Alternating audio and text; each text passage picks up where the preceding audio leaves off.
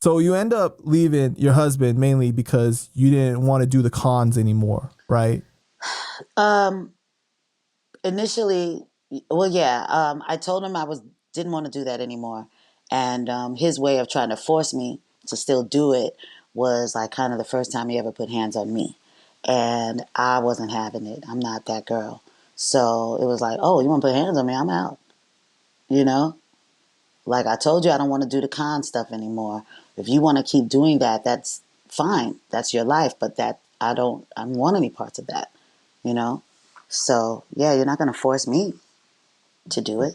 And this is when like the You know. stalking starts, right? After you leave. Hmm. And what was that feeling like? It was like you were in fear of like him like always like looking at, looking over you, watching you. Um, Trying to force me to have sex with him, trying to force me to be with him, trying to put hands on me if I didn't, when I didn't. It was just a constant battle. And then of him trying to influence our son, telling our son crazy stuff. Like, yeah, you're gonna beat a woman's ass one day too, Z. He would say stuff like that to our son. It That's was crazy. crazy. Like who tells their son to do that? Like to one Little right son is like 10, 11. that barely is starting to understand life and how things are, right? So Yeah. you said that, he would try to force you to have sex with him. And one of the things that I felt was so heartbreaking was that you felt it was easier to do that, right? Because sometimes you said women, we do that. We Yeah. don't, fight back in certain ways because it's just easier to give them what they want. Yeah, And so that you can just, do what you need to do.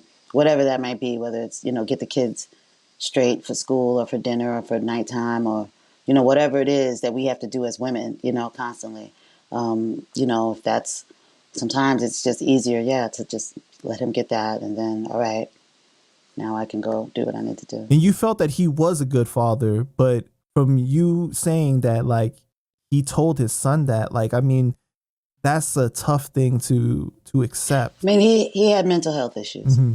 you know, um, and I'm gonna always and forever keep it there and blame that. Right. I'm gonna keep it there But you wanted to co-parent so bad that like you blamed yourself in a way for a for keeping in touch, for not just running and just not even looking back, for just trying to keep him in my son's life. Um, it was a catch-22. It was good for my son at the time, but maybe not so much because of where it ended up. and after you ended up leaving him, did you start to like realize the amount of manipulation that happened Hmm. throughout your marriage? Yeah, definitely. I saw more. I understood more of what had been going on, um, and I started to realize I didn't really know my husband, and he didn't really know me because he was doing a lot of things that I didn't even have knowledge of, um, to get money.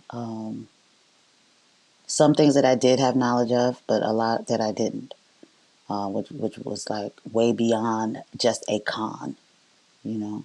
And then your husband is like he basically moved on. He's like with other women, right? But he discovers some old messages on your computer from another man. Hmm. And that was the first time that he put hands on you after that situation. That was the second time, but that was the first time he was really like trying to do damage for real because I guess now his feelings are hurt. The other times he was just kind of trying to control me. The other time, but that time it was like, oh, you know, and that was a month before he died. And was he upset because the messages said something like that you were involved with someone during the time you guys were married? Hmm. Was it just a Hmm. I mean, we were still married. oh, okay. We were still married, but he was with someone at that time. Even at that time, and that had been years before. Like that was from like '09, let's say the message, and we were having the conversation in 11. in 2011. And, you know, or no, in 2012, which is when he died. 2012, we were having a conversation about messages from '09. So yeah, in '09, yeah, I was messing around with that dude, but you were living with a woman. So it was a situation of like I could do what I want, but you can't. And I know Yeah, for men, it's very difficult to accept your a woman stepping out on you from a sexual standpoint, and it's but that was just ridiculous because he obviously was yeah. sleeping around and everything already on his own. Um, Hmm. what is the experience like? That was the situation where he got the charges, right? The false imprisonment and the warrants. Yeah. Hmm. Hmm. What was Yeah. what was that conversation like? I mean, it wasn't a conversation. I came home from being out with my cousin at an event or a venue or something, and he acted really sweet because he met us outside.